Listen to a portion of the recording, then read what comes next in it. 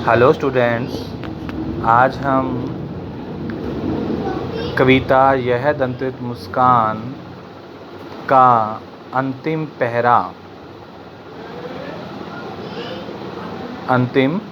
पहरे का अध्ययन करेंगे।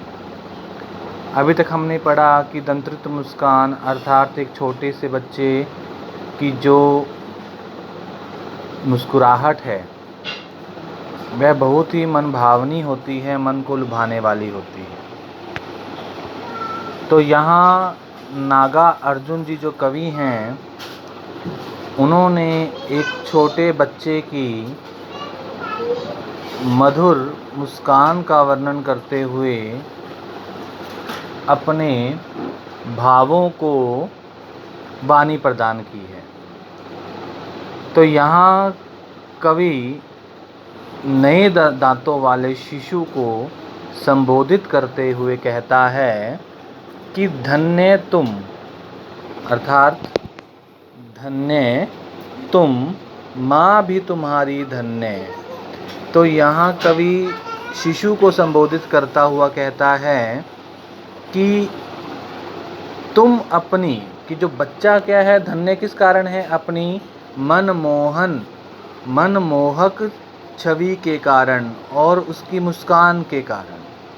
तो कवि कहता है कि धन्य तुम, अर्थात क्या हो कि तुम अपनी मनमोहक छवि के कारण क्या हो? धन्य हो। और तुम्हारी माँ भी धन्य, और जिसने तुम्हें जैसे सुंदर शिशु को जन्म दिया है वह भी क्या है? धन्य है।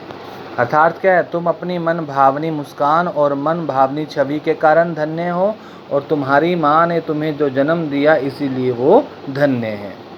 चिर प्रवासी, मैं इतर मैं अन्य। तो कवि कहता है कि मैं ही हूँ। चिर प्रवासी जो लगातार यात्राएं करने वाला होता है, लंबी यात्राएं करने वाला, कि मैं ही एक ऐसा हूँ जो लंबी यात्रा, चिर प्रवासी लंबी यात्रा करने वाला, और मैं इत्र, और तुम दोनों से अलग होने के कारण क्या हो गया हूँ? मैं अन्य बन गया हूँ, अर्थात पराया बन गया हूँ। इस अतिथि से प्रिय तुम्हारा क्या रहा संपर्क। तो कवि कहता है कि देखिए, जिस प्रकार क्या है, मैं चिर प्रवासी हूँ, लंबी लंबी यात्राएं करता रहता हूँ, जिसके कारण मैं तुम्हारे लिए एक पराया सा बन गया हूँ। तो कहता है कवि कि इस शिशु को बोल रहा है कि मैं तो तुम्हारे लिए किसके समान हूँ? अतिथि के समान हूँ, मेहमान के समान हूँ। तो तुम दोनों से एक प्रिय संसार से, कहते हैं कि मैं तो एक अतिथि हूँ, मेहमान हूँ, जिसके कारण तुम्हारा मुझसे संपर्क बहुत कम रहा। उंगलियां माँ ही कराती रही मधुपर्क। और कवि कहता है कि तुम्हारी माँ ही जो है, जो अपनी उंगलियों से तुम्हें पंचामृत क्या होता है? मधुपर्क चटाती रही। मधुपर्क छोटे बच्चों को दही, दूध, जल, शहद, तो इनसे मिलाकर पंच अमृत बनता है, जिसको हम क्या कह देते हैं? मधुपर्क। कि तुम्हारी माँ ही क्या है? अपनी उंगलियों से तुम्हें मधुपर्क चटाती रही। देखते तुम इधर कनखी मार। तो कवि कहता है कि तुम, कनखी मतलब तिरछी नज़रों से देखना, कि तुम तिरछी नज़र करके मुझे देखकर क्या करते हो? और होती जब आंखें चार, और अपनी मुंह फेर लेते हो। क्या है? देखते तुम इधर कनखी मार, कि तुम कनखी मार क्या कहा? बताया मैंने आपको, तिरछी नज़र करके मुझे देखते हो और अपना मुंह फेर लेते हो, और होती जब आंखें चार, और पुनः तुम्हारी आंखें मेरी आंखों से मिल जाती। अब तुम्हारी दंतुरित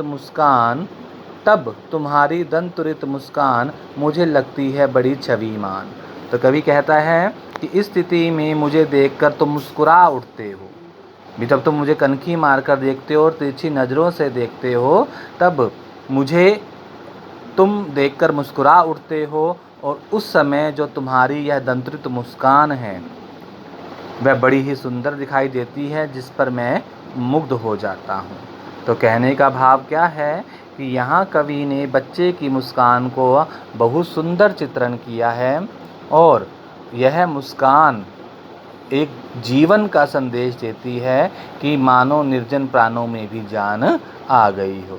तो यहाँ कवि की जो भाषा है सरल है, सहज है और साहित्यिक हिंदी भाषा का कवि ने प्रयोग किया है। मुहावरों का भी सफल प्रयोग देखने को मिलता है। कनकी मारना, आंखें चार होना और संबोधन शैली का भी कवि ने प्रयोग किया है। तो सभी स्टूडेंट्स इस पहरे को अच्छी तरह से पढ़ेंगे। इसके बाद हम अगली वीडियो में हम कविता फसल जो कि नागा अर्जुन जी द्वारा ही रचित है उसका अध्ययन करेंगे।